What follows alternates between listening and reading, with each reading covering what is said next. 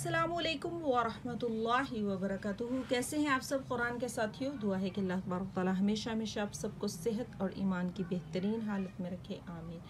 अल्हम्दुलिल्लाह, हमने पिछले लेक्चर में आ, ता या ना के माना सीखे थे और ता को हमने मज़ीद दो मानों में सीखा था कि कहीं तो वो अपना मफ़हूम जो है वो एक मुअन्नस के लिए देता है लेकिन उसका अलग तर्जमा नहीं कर सकते, और दूसरा ता जो हमने सीखा था वो ये था कि वो हर चीज़ की जमा के साथ यानी बकसरत के साथ जो है वो इस्तेमाल होता है लेकिन इंसान के अलावा। आज हम ता का अगला माना सीखेंगे। कभी कभी ता का एक माना ये होता है कि वो काम को एहतमाम से करने का मफहूम होता है, और इसकी पहचान ये होगी कि जहाँ ता होगा वहाँ पर उसी लफ्ज़ में आगे शद भी मौजूद होगी। जहाँ ता के साथ आगे शद मौजूद होगी आप उसमें समझेंगे कि काम को एहतमाम से करने का माना पाया जा रहा है, जैसे कि बिल्कुल, मुकम्मिल, पूरी तरह, अच्छी तरह। और ता की इन मिसालों में आप अच्छी तरह देख सकते हैं कि जहाँ भी ता के साथ शद आया है वहाँ पर ये अपना माना काम को एहतमाम से करने का दे रहा है। इसी तरह से ता कभी कभी काम को बाहिमी तौर पर करने का मफहूम भी देता है, और उसकी पहचान क्या है कि ता के साथ उसी फेल में अलिफ ज़रूर मौजूद होगा। अलिफ मौजूद हो तो आप समझ लें कि उसमें काम को बाहिमी तौर पर करने का मफहूम हुआ है। जैसे कि आपके सामने एग्जाम्पल्स हैं, ता आया है लेकिन उसी के बाद दाल के बाद फिर अलिफ आ गया है और उसको रेड कलर में दिखाया गया है। इसी तरह से तबा में भी ता आया है, आगे बा के बाद अलिफ जो है वो रेड कलर में दिखाया गया है। इसका माना है आपस में यानी एक दूसरे के साथ। इन एग्जाम्पल्स में भी आप देख सकते हैं कि ता अपना एक और माना भी देता है, और ये हम ता का 5वां माना सीख रहे हैं। ये सारी एग्जाम्पल्स देखने के बाद इंशाल्लाह आपको अच्छे से समझ आ जाएगी कि बाहिमी माने का क्या मतलब है। जैसे कि तुम एक दूसरे की, आपस में, इसी तरह से इन आयात में इसकी ट्रांसलेशन हुई है। हम ता का जो अगला माना देखेंगे वो मुबालगे का मफहूम है। मुबालगे का मतलब होता है कि झूठ की हद तक बात को बड़ा करके बयान कर देना, यानी लगे ही ना कि ये ठीक है लेकिन अल्लाह तबारक तआला के लिए हम ये बात बयान कर सकते हैं क्योंकि वो तो जितना भी मुबालगा करें वो कम है।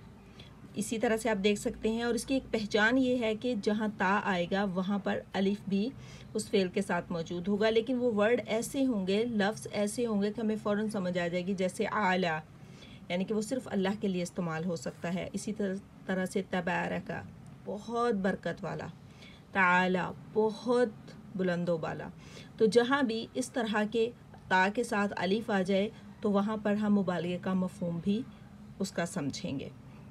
अब आगे हम देखेंगे हमज़ा के माने। हमज़ा का अभी तक हमने सिर्फ एक माना सीखा है, लेकिन अब हम हमज़ा के मज़ीद माना सीखेंगे।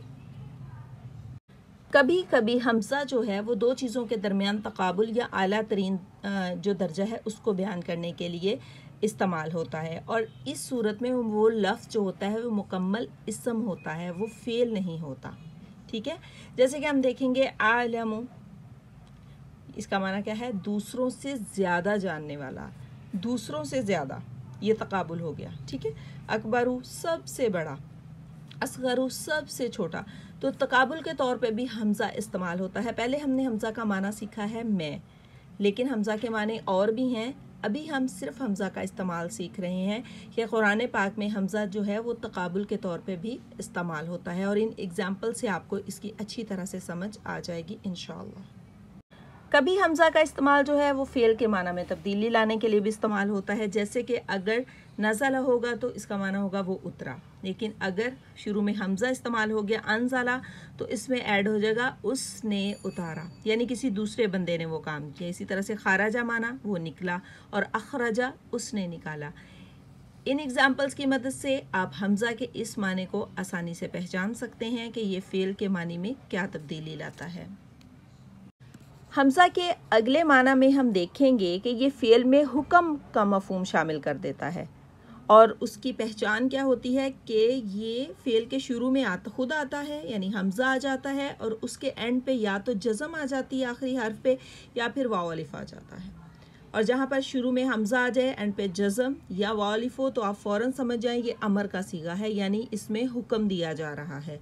जैसे उस जुद, तू सजदा कर, तो ये एग्जाम्पल जो हैं ये हमज़ा के इस मफ़हूम को यानी हुक्म के मफ़हूम को फ़ेल अमर को ज़ाहिर करती हैं। आप इनको अच्छे से देखें और इंशाअल्लाह इसको देखने के बाद आप कुरान पाक में जहाँ भी हुक्म दिया जा रहा होगा, अमर का सीगा होगा, आप उसे फ़ौरन पहचान लेंगी इंशाअल्लाह।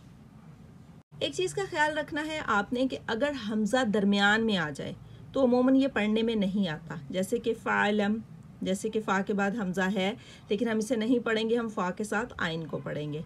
इसी तरह से वाबुद, तो इसमें हम अलिफ नहीं पढ़ रहे, वाव को आइन से। तो इस तरह से जो हमज़ा लिखा होता है अंदर, उसको क्या करते हैं, उसको पढ़ते नहीं हैं। इसी तरह से अगर हमज़ा फ़ेल के शुरू में असल हर्फ की हैसियत से भी हो सकता है, जैसे कि अमरा, अकला, अखज़ा, इसमें क्या है कि ये लफ्ज़ का हिस्सा है और जहाँ पर हमज़ा लफ्ज़ का हिस्सा होगा वहाँ पर हम उसका माना नहीं लिखेंगे। यानी यहाँ पर हम ये नहीं देखेंगे कि ये हमज़ा जो है ये हुक्म के लिए इस्तेमाल हो रहा है या ये हमज़ा जो है ये अपना माना मैं दे रहा है, नहीं, यहाँ पर ये लफ्ज़ का हिस्सा है। जहाँ भी कोई अलामत लफ्ज़ का हिस्सा होगी वहाँ पर वो अपना माना नहीं देगा। अभी हमज़ा के और भी माना है और इसका एक तर्जुमा क्या भी होता है। हमने पहले मैं सीखा, फिर क्या है, फिर हमने हमज़ा का मुख्तलिफ इस्तेमाल सीखा, लेकिन आगे हम हमज़ा के जो दूसरे माना है वो सीखेंगे। आज के लिए इतना ही काफ़ी है।